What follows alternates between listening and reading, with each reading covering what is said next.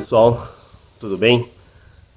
Meu nome é Alexandre, vocês estão no canal da Igreja Adventista da Promessa em Santo Amaro e hoje estou aqui com vocês para nós compartilharmos um pouco mais do ensino bíblico. Nós estamos na lição de número 7 de uma série de lições chamada Respostas Bíblicas a Perguntas Difíceis. E dentro de diversos temas que já foram abordados, se você tiver a oportunidade de entrar no canal e ver dos outros temas, tenho certeza que vai ser de grande valor para você. Mas se você não viu também não tem problema, você consegue acompanhar a partir desse tema aqui sem nenhum prejuízo. Hoje o tema é: precisamos mesmo de uma igreja? E o objetivo de abordar esse tema é nós entendemos um pouco, algumas pessoas que entendem, dizem, se comportam de uma maneira como se fosse desnecessário você frequentar uma igreja, você congregar em algum lugar, e a gente procurar aqui entender um pouco, não pelas nossas próprias opiniões ou pelas experiências que nós já tivemos, mas de acordo com aquilo que a Bíblia traz para nós, entender um pouco o porquê isso acontece, quais são as motivações para isso e por que quem congrega também faz isso, quais são essas motivações de acordo com aquilo que a Bíblia traz para nós. Então, o autor da lição, essa lição é de número 7, ele deixou como um texto base para nós Mateus 16:18. Eu vou colocar aqui bem na versão que o autor utilizou, se você quiser anotar, é Mateus 16:18, versão NVT. Agora eu lhe digo que você é Pedro, e sobre esta pedra edificarei minha igreja, e as forças da morte não a conquistarão. Então aqui numa introdução, o dado estatístico ele não é muito recente, ele pega ali de 2003 a 2009, então na verdade ele não é nada recente, mas assim, só como referência, nesse período, uma avaliação do próprio IBGE, Instituto Brasileiro de Geografia e Estatística, ele trouxe que nós temos aí aproximadamente 5 milhões de evangélicos, pessoas que se declararam evangélicas, que não têm vínculo com uma igreja institucional, como por exemplo a Igreja Adventista da Promessa ou tantas outras. Então, dentro desse universo de pessoas, que hoje talvez seja até maior se essa pesquisa fosse realizada novamente, e também acho que não precisa necessariamente de um número oficial de uma pesquisa, mas nós, pelo nosso convívio com as pessoas, é possível você detectar que existe um número expressivo de pessoas que se declaram evangélicas, por exemplo, e não estão frequentando nenhuma igreja atualmente, por N motivos. Por que é colocado dessa forma como desnecessária, Então é isso que a gente vai tentar avaliar aqui, olhando as motivações dessas pessoas e trazendo isso à luz da palavra de Deus, para que tenha um entendimento aqui mais claro. Então, lógico que as pessoas que deixam de congregar, elas têm um olhar crítico para a igreja, Elas não deixam de congregar. A gente não está falando de pessoas que não congregam porque não tem condição de se deslocar ao templo, não é isso. São pessoas que poderiam estar congregando, mas de uma maneira deliberada, assim, consciente, deixam de ir. E normalmente essas críticas, elas têm dois motivos assim principais, Vamos colocar 2 aqui só para a gente poder direcionar o estudo. Uma delas diz respeito às críticas aos comportamentos das pessoas que estão na igreja. Então, eu não vou na igreja porque quando eu chego na igreja eu gostaria de encontrar um ambiente cheio de pessoas muito boas, maravilhosas, lindas, mas quando eu chego lá eu tenho que conviver com pessoas que estão em processo de transformação, vamos dizer assim. Elas não são tão boas como Deus gostaria que fôssemos, mas elas estão lá buscando se aperfeiçoar à luz da palavra de Deus. Mas quando eu chego lá, eu tenho que lidar com pessoas que são imperfeitas. Então, esse é um dos principais motivos. Eu não vou para não ter que conviver com pessoas que não são boas, ou não são legais, ou enfim, ou são imperfeitas. E uma outra grande crítica, né, uma outra vertente para pessoas que deixam de congregar, é a crítica para a instituição, o sistema organizacional que existe. Elas muitas vezes não concordam com aquele sistema, com aquela forma. As, as coisas mudam ao longo do tempo, mas a pessoa chega naquele lugar, vê que é daquela forma, entende que aquilo é errado e simplesmente decide não participar. Acha que tem que ficar de fora daquele sistema organizacional que é aplicado. Isso também, talvez você já tenha tido contato com alguma dessas vertentes, né, com alguma pessoa que por um desses motivos deixou de frequentar, mas elas existem, né, claramente, e não são poucas pessoas, infelizmente. Então, para a gente entrar aqui no primeiro tópico aqui sobre esse cristianismo sem igreja, a gente tem que dar o braço a torcer, vamos dizer assim, que realmente, né, alguns líderes evangélicos e algumas denominações não usam a igreja de uma forma correta e coerente, né? A gente não pode tapar o sol com a peneira e ser tolo de não enxergar essas coisas. Elas existem de fato. E diante dessa decepção, né, muitas vezes agravada por escândalos que saem na mídia,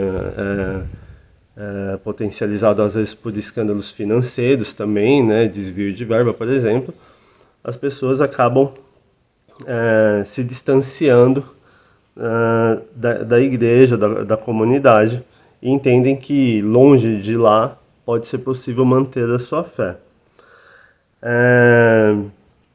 E, por outro lado, a questão de quem critica ou não concorda com o sistema organizacional, a pessoa olha para toda aquela estrutura e muitas vezes ela compreende que, não, para eu manter a minha fé, para eu conseguir me manter conectado a Deus, seguindo a palavra de Deus, aprendendo mais sobre a palavra e direcionando a minha vida conforme Deus quer, eu não preciso disso, porque isso seria quase que como uma empresa, um empreendimento. E isso não é bíblico, vamos dizer assim, né? A igreja como empreendimento, ela não é bíblico. E a pessoa vê dessa forma e acaba também se distanciando. Então, e aí, algumas pessoas que deixam de frequentar a igreja, que aqui a gente vai usar o termo desigrejados, eles pegam como uma passagem bíblica para justificar também esse comportamento, além dessas críticas que eu já falei, pegam o texto de Mateus 18:20, que na versão NVT está assim: pois onde 2 ou 3 se reúnem em meu nome, eu estou no meio deles. E eles pinçam, né, esse texto do contexto onde ele está na Bíblia e usam isso como um argumento para não congregar, não estar em uma igreja, né, específica se congregando. Então, no entendimento deles, a partir desse versículo, em qualquer lugar que eu estiver reunido, 2 ou 3, né, no nome de Deus, tá tudo certo. Eu não preciso mais daquele contexto igreja. Infelizmente, isso é uma interpretação ruim, né, porque está tirando o versículo bíblico de todo um contexto e aplicando ele de uma forma ou com um propósito que atenda às necessidades desse grupo de pessoas que não querem frequentar a igreja. Na Bíblia aqui que eu tenho aqui nas minhas mãos no momento, esse versículo bíblico, por exemplo, né, de Mateus 18:20, o início do título, né, ele está como o seguinte título, né, para você ver como ele tá colocado fora de contexto. Então, Mateus 18, 20. Ele começa assim, ele começa lá no versículo 15. E o título é Como se deve tratar a um irmão culpado.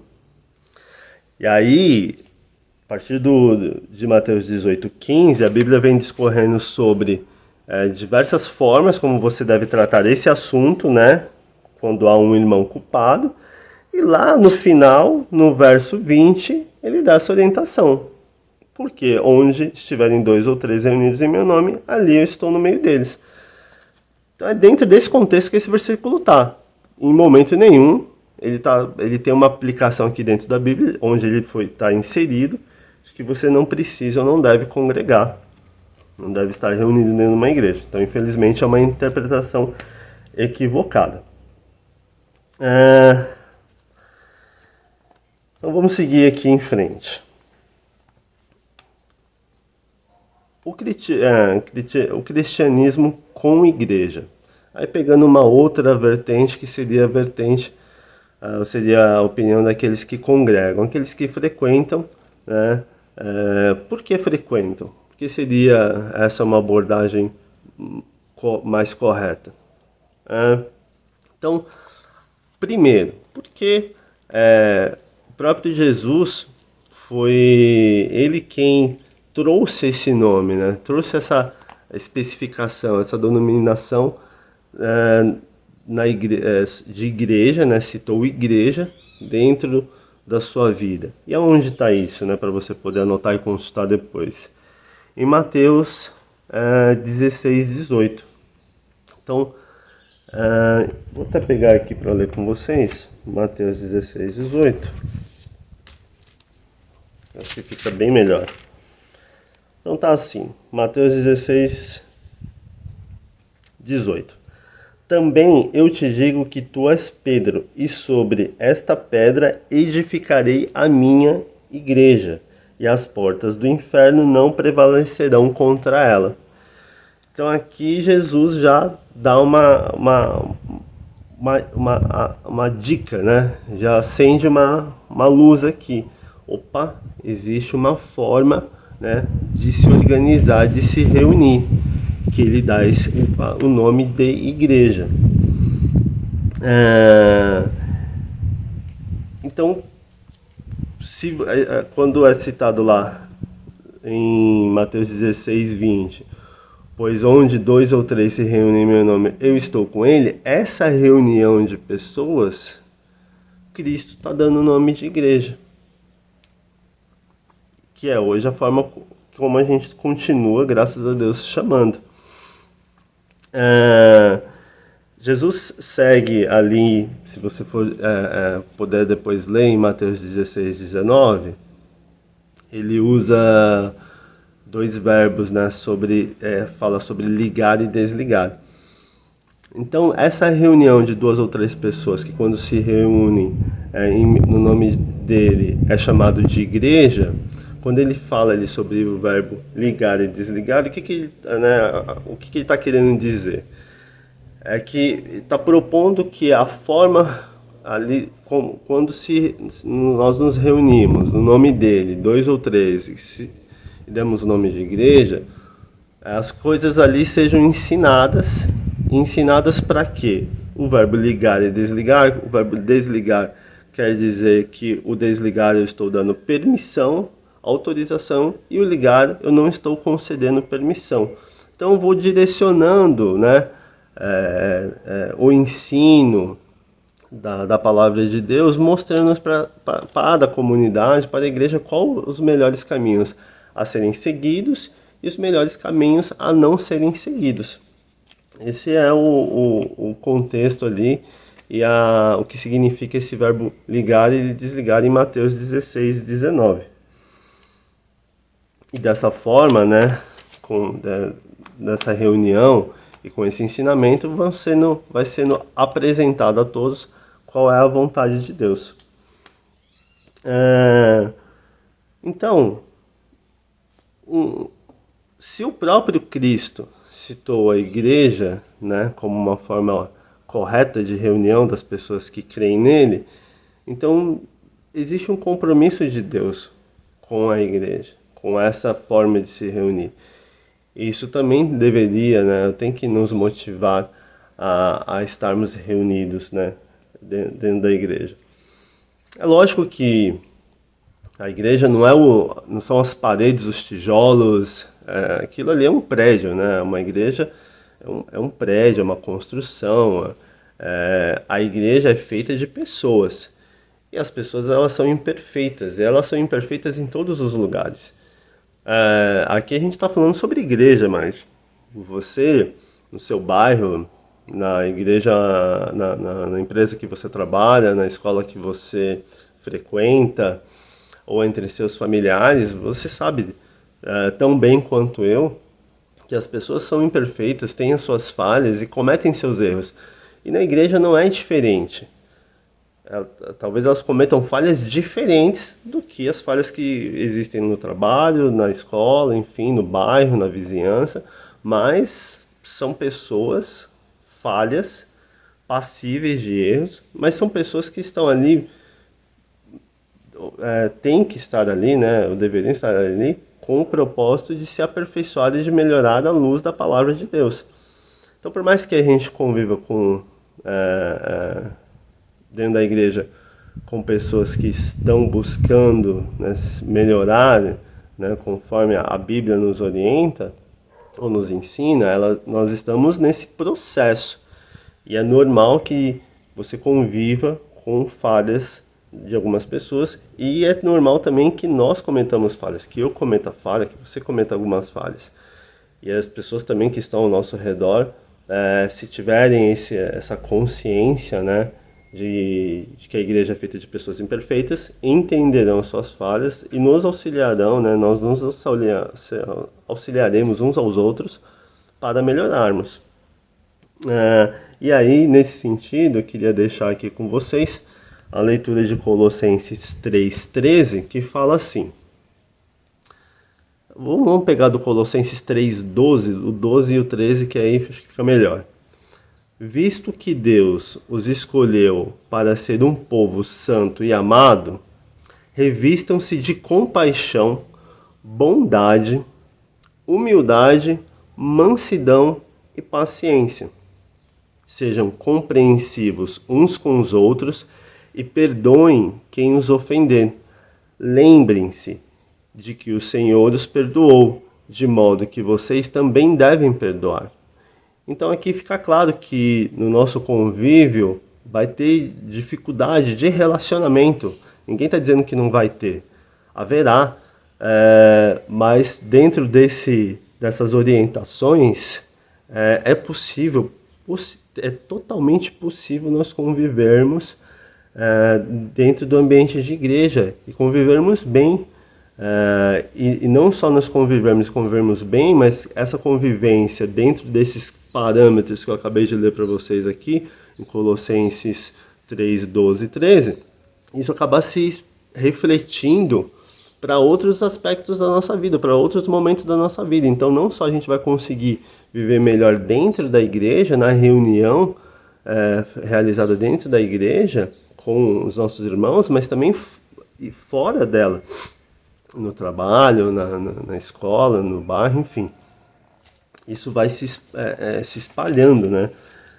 Porque você é uma pessoa só, você é um ser humano único, você não vai ser uma pessoa dentro da igreja que segue esses parâmetros, que é compreensivo, que perdoa, que age de modo bondoso, humilde, e vai ser outra diferente fora dela. Não tem como, não tem que ser dessa forma. Então, se você frequenta a igreja e segue esses preceitos, você também vai seguir esses preceitos fora da igreja. E aí nós seremos uma pessoa melhor como um todo.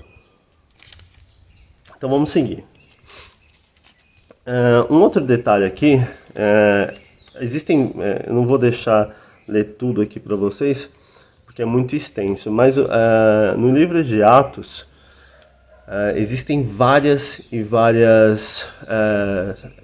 informações sobre como a Bíblia mostra para nós que é bom nós nos reunirmos e para que nós nos reunirmos e como devemos fazer. Existem várias informações. Eu vou colocar aqui uma, por exemplo, que está em Atos 14, 23, que é essa questão da autoridade eclesiástica na igreja, né? O porquê ele existe, de onde isso veio, tá certo, não tá? Então, por exemplo, lá em Atos 14, 23, só para dar uma pincelada aqui, Paulo e Barnabé também escolheram presbítero em cada igreja e com orações e jejuns os entregaram aos cuidados do Senhor, em que haviam crido. Então viajaram de volta pela Pisídia até Panfilha. Então, Paulo e Barnabé, fazendo o trabalho de evangelização, eles não ficavam fixos ali em um lugar. Eles faziam um trabalho e eles tinham que seguir o seu caminho. Mas aquelas pessoas que tinham sido evangelizadas, elas precisam de cuidados, de direcionamento. Então, Paulo e Barnabé eles elegiam os presbíteros, que iam dar sequência ao trabalho, conduzir o trabalho que eles tinham iniciado, e eles seguiam seu caminho para evangelização. Então, por exemplo, aqui está por que existe a hierarquia eclesiástica, por exemplo. E você vai poder ver lá em Atos, no livro de Atos, você vai poder achar sobre ordenanças comuns, sobre sistema de contagem de convertidos, sobre assistência social, sobre liderança instituída. Tudo isso que hoje a gente aplica, né, lógico, né, colocado, né, contextualizado na realidade de hoje, mas tudo que a gente continua aplicando para sermos uma igreja organizada e que com essa organização e foco consegue progredir e caminhar. Aqui o que eu queria também deixar para vocês, né, que está para o nosso ensino em Hebreus 10, é que por mais que a gente tenha muita dificuldade de relacionamento, e isso talvez até tenha se agravado nos últimos tempos, por N motivos, eu posso citar um deles que bateu fortemente, foi a questão da pandemia pelo Covid-19, onde a gente teve que, né, se readequar à nossa realidade, e talvez algumas situações de convívio tenham sido fortemente impactadas. Mas a palavra de Deus fala pra gente aqui em Hebreus 10, vou colocar aqui 10 do 24 ao 25, porque a gente crê, né, nós cremos na palavra de Deus, então isso aqui tem que servir para nós de orientação. Pensemos em como motivar uns aos outros na prática do amor e das boas obras. E não deixemos de nos reunir, como fazem alguns, mas encorajemo-nos mutuamente, sobretudo agora que o dia está próximo. Então, ninguém está dizendo que vai ser fácil. Ninguém está dizendo que vai ser fácil, que vai ser moleza. Ninguém está dizendo que haverá só dias lindos e maravilhosos. Mas, certamente, não só nos dias ruins, mas nos dias bons, eu quero dizer assim, não só no dia que está tudo bem na sua vida, mas como nos dias da dificuldade, ter o convívio no ambiente da igreja, ter a parceria dos irmãos, ter o apoio da igreja, da liderança da igreja, dos seus irmãos, é muito importante, é extremamente importante, tanto para você poder compartilhar das suas alegrias e ouvir das alegrias dos demais e crescer na graça e no conhecimento, como nos dias difíceis, né? Porque haverá os dias difíceis e a Bíblia está orientando aqui para a gente. E nessas horas vai ser muito importante a gente ter um ao outro para nos apoiar, para nos estimularmos, para nos encorajarmos, para nos corrigirmos uns aos outros e conseguirmos avançar com Cristo. Aí, para não deixar de falar aqui com vocês, tem uma frase na lição, tá? Não está diretamente ligada aqui a esses conceitos que a gente passou, mas uma frase aqui na lição que é: não podemos limitar a vida cristã apenas ao fato de pertencer ao cadastro de membros. A igreja é, em sua natureza, um movimento dinâmico. Então, por mais que a gente esteja aqui estimulando, né, e conscientizando, tentando conscientizar de que é importante nós congregarmos, a gente não pode limitar, né, o poder e a ação de Deus dentro das 4 paredes que é a igreja, né, que é o prédio, porque isso vai muito além, né? Isso começa em nós, individualmente, particularmente. Isso pode se espraiar, pode ser refletido em qualquer lugar onde você esteja. E aí a gente tem aqui Colossenses 1:6, que nos orienta da seguinte maneira: agora, as mesmas boas novas que chegaram até vocês estão se propagando pelo mundo todo. Elas têm crescido e dado frutos em toda parte, como ocorre entre vocês desde o dia em que ouviram e compreenderam a verdade sobre a graça de Deus.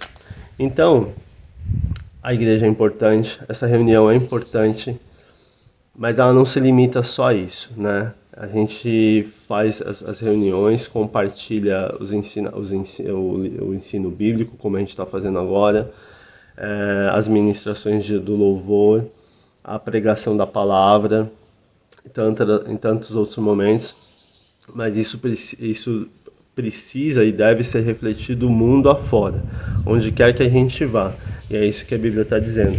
Então, para nós é um prazer, né? É uma satisfação imensa estarmos reunidos.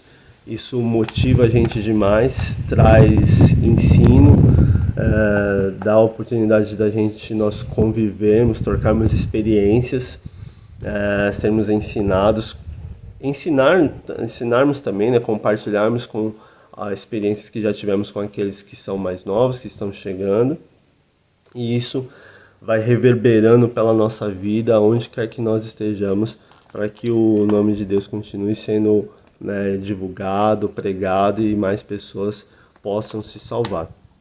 A Bíblia, a lição coloca aqui para a gente um último tópico, que é: precisamos sim de uma igreja como organismo e organização. E aí eu queria só ler o último parágrafo aqui para vocês, que é: a igreja que crescia de modo dinâmico e espontâneo também tinha uma liderança e uma estrutura organizada. Ainda que não estejamos satisfeitos com alguns aspectos da liderança ou da estrutura eclesiástica, temos um compromisso com Cristo e sua igreja.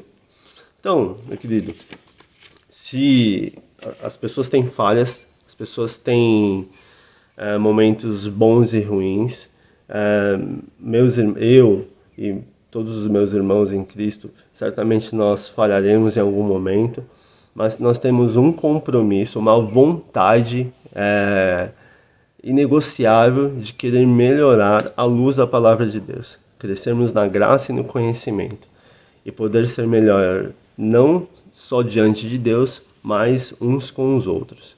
Então, o meu pedido, diante disso tudo que a gente leu e compartilhou aqui, é que você esteja reunido em uma igreja. Procure um lugar, uma igreja. Se você quiser estar conosco na Igreja Adventista da Promessa em Santo Amado, seja muito bem-vindo, você será muito bem-vindo. Mas se você quiser ir em outra denominação ou em outra localidade nossa, vá, congregue, busque a Deus no meio de outros irmãos, no meio da igreja. Procure crescer em unidade, seja paciente com as pessoas e peço a Deus que as pessoas também sejam pacientes com você, para que juntos nós possamos adorar a Deus. Eu agradeço você que esteve comigo até agora. Fique com Deus e até a próxima.